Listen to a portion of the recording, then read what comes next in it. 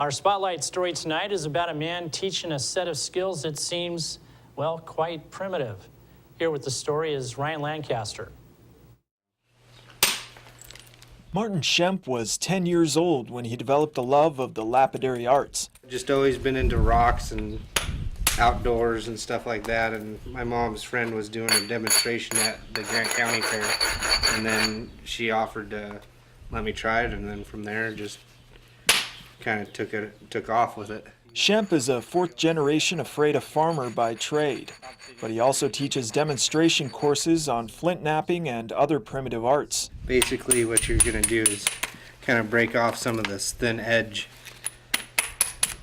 to create a stouter edge. Schemp also sells his creations to collectors across the Northwest.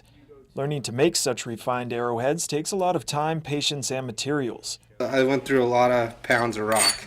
Some of the raw materials Schemp uses can be found around Grant County. Agate and opalite are abundant in the Saddle Mountains area, but the majority of his stock comes from Central Oregon.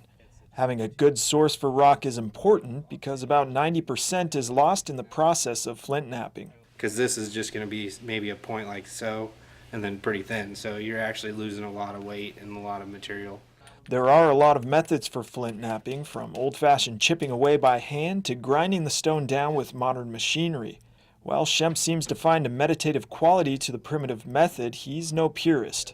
Indians would have, if they knew it was that good, they would have probably done it too. I mean, they were very resourceful people, so, you know, to say that if they didn't come across this and seen me doing it, they would have probably said, oh, I like that idea. His curiosity eventually moved on from flint knapping to learning about other primitive skills.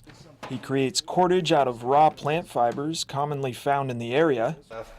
So this is kind of the fiber after it's been harvested. And he makes axe heads using a stone-on-stone method. I like to look at the artifacts at museums and stuff, and from that I just kind of look and see what they have and how would I make them, I guess, is the question I ask myself. Schemp is sharing his skills with 3 classes at the Moses Lake Museum and Arts Center this Saturday, July 13. Classes take place from 9:30 a.m. to 4:30 p.m. Schemp says after an introductory lesson, people can refine their skills on their own. The information's out there. There's a lot of books on it, and it's more about practicing and just going and doing it.